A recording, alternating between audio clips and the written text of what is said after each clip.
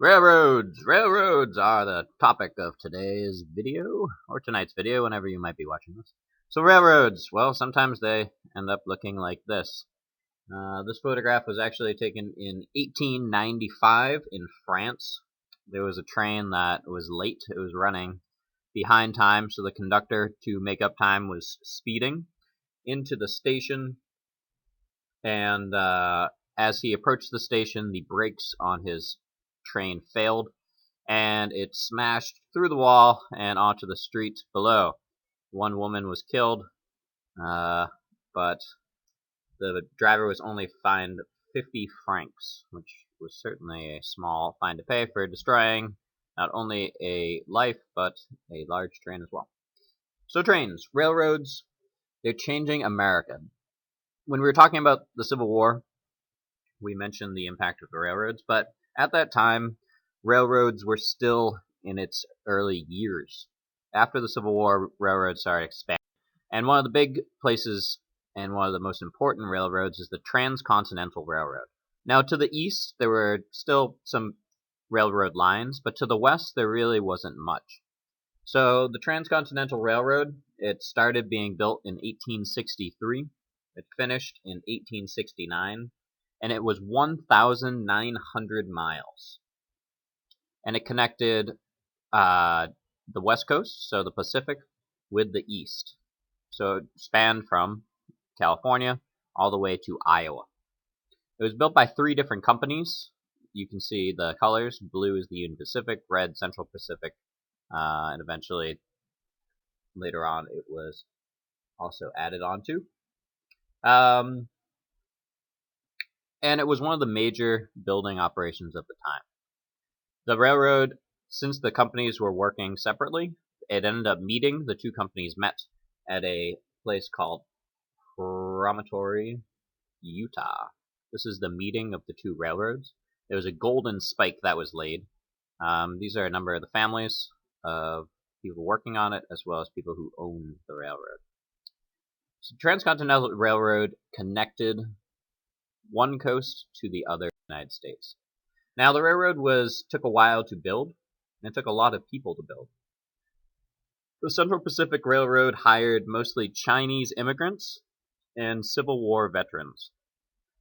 Chinese workers earned about $35 a month, whereas white workers earned between $40 and $60 a month, with food included.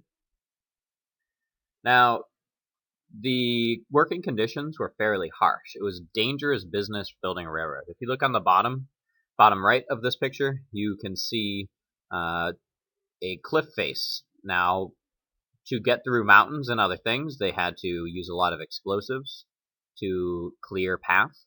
So there's dangers from explosions, there's dangers from rock slides.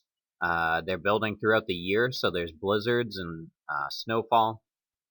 Thousands of people died from diseases, accidents, and the Native Americans, remember, are also out in this area, and certainly are not appreciating large railroads being built. So there's also many Native American attacks. In 1888 alone, not just on the Transcontinental Railroad, but on railroads in general, there were 2,000 railroad employees that were killed and 20,000 injured. So railroads were dangerous in the early years. We still see accidents today, but as they were beginning, to construct railroads and to run them were challenging. If the train went too fast, it could derail. Now, it wasn't just these dangers and other things. Culturally, the country was impacted by railroads. One thing is you have time zones. Since trains now could travel from New York to California, you have to figure out, well, what time should I go to the station? So time zones were one of the inventions that separated the country into different zones so that people would know when to expect the train. Previously, it just had gone off of East Coast time, whereas now it depends on the sun. So we have time zones. We also have things called company towns. Now, company towns are interesting. The first one, generally regarded, is called Pullman. Now, Pullman was a town that was built by the Pullman company. They built railroad cars. And around their factory, they built houses, they built stores, they built banks, and all of their workers lived in company homes. Now, what this means is if you are working for a company, you use your money to pay your rent. Now, since your home is owned by the company, you give your rent money back to the company. If you want to buy food, you go to the company store, which means once again you're giving your money back to the company.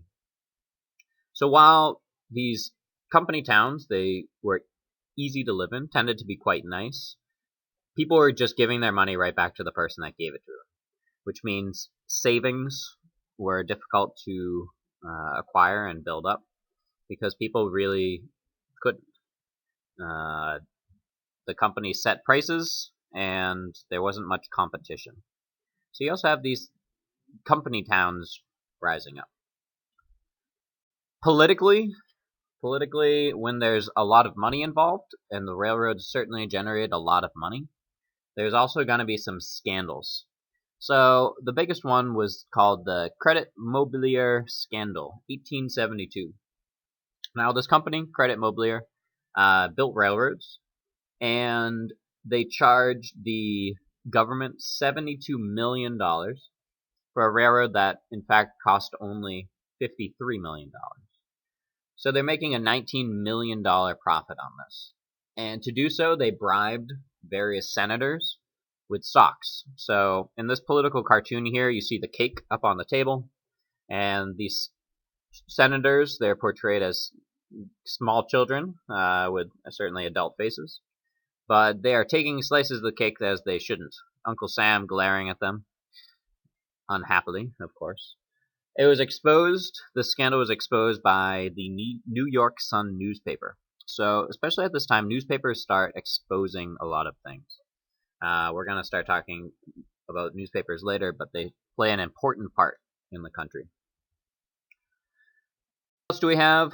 We have Thoreau. So Henry David Thoreau, he lived in Massachusetts, Concord, Massachusetts, so not far from Lawrence. And Henry David Thoreau was a writer, famous man, and he wrote a lot. And he lived out in the woods, but he lived very close to a railroad. So Thoreau saw this progression of railroads. In 1870, this is a map of all of the railroads in the United States. So they look pretty concentrated. You have a lot of them. But in just 30 years, so this is in 1900, in just 30 years, this is how many railroad lines were laid. So you have a massive, massive growth of railroads. 150,000 miles of railroads were built in 30 years alone. And with that, really the culture changes. You have railroads bringing books, food, materials that people need. It helped people travel and see new places. However, you also have this idea that people could mindlessly step on a train and go somewhere new. The railroads also are destroying nature. They're killing thousands of people. So Thoreau was very conflicted as to whether he thought railroads were good or bad. And depending on the person that he talked to, they each had a different answer. They said, well, it provides me a job. Whereas other people had said, well, I can sell my goods in a big city now. So really the social changes of railroads are something to consider, and they're something we will talk about next class.